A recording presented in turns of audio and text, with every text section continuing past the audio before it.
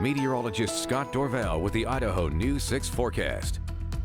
It is hot outside for the second consecutive day, topping 100 degrees most places of the Treasure Valley. We'll look at the official numbers coming up in just a moment. But the heat causes the air to rise as the sun warms the ground. And that's causing, as the air rises, it cools and the moisture in there condenses and you can get thunderstorms. And that's what's happening in eastern Oregon. Not as widespread as it was yesterday, but there are more storms and there's likely to be wind that will come back through the Treasure Valley again as we go through the evening. Let's take a look at what's happening right now as we look at our Grove Hotel camera.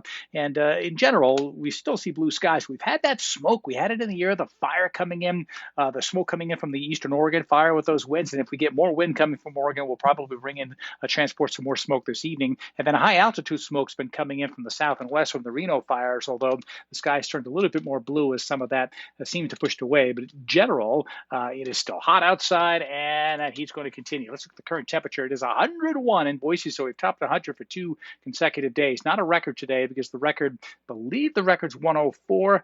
Let's take a look at that real quick here. Record high temperature for today, which is the 18th, is 104 degrees set back in 1903. So we'll probably won't get that, but we'll keep an eye on this. Either way, it is hot. Mountain Home is above that right now. Look at the Tower Cam network around the region. It's hot in Twin Falls. Our Canyon Cam live picture, 93 degrees. It's 89 as you look at our Teton Cam, and it's 91 in Haley right now. So it hit 106 for the second consecutive day in Mountain Home.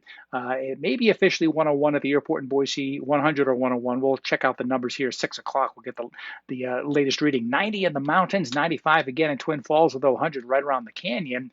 And there are the thunderstorms forming. You see in the Harney County and then Malheur County. There was a severe thunderstorm warning with that, but that has expired. They're getting some pretty strong wind gusts, pretty typical. But notice how there's a lot more little yellow dots showing up, and that's the showers and storms that are picking up in even Owyhee County as well.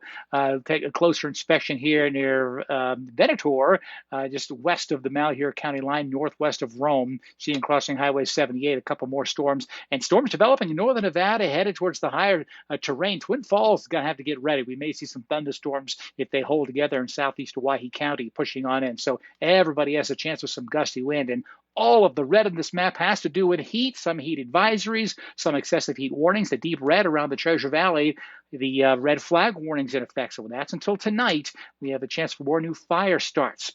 Severe weather risk from the Storm Prediction Center, that deeper green, that marginal risk for severe weather, that's where you have a better chance for storms, and it's covering a good portion of southwest Idaho for this evening. Tomorrow, it will push further to the north and to the east, and then on Thursday, it's gone. So the threat will be decreasing as we go through the week. However, with the smoke that's nearby from the fires is a light veil of smoke on the higher latitudes, but also a little bit more smoke coming up from Reno that may be with us for another 24 hours. So there's your fire danger with your red flag warning in effect this evening. As we get some gusty wind, we need to watch out for the possibility of some lightning-caused fire, so something to keep an eye on.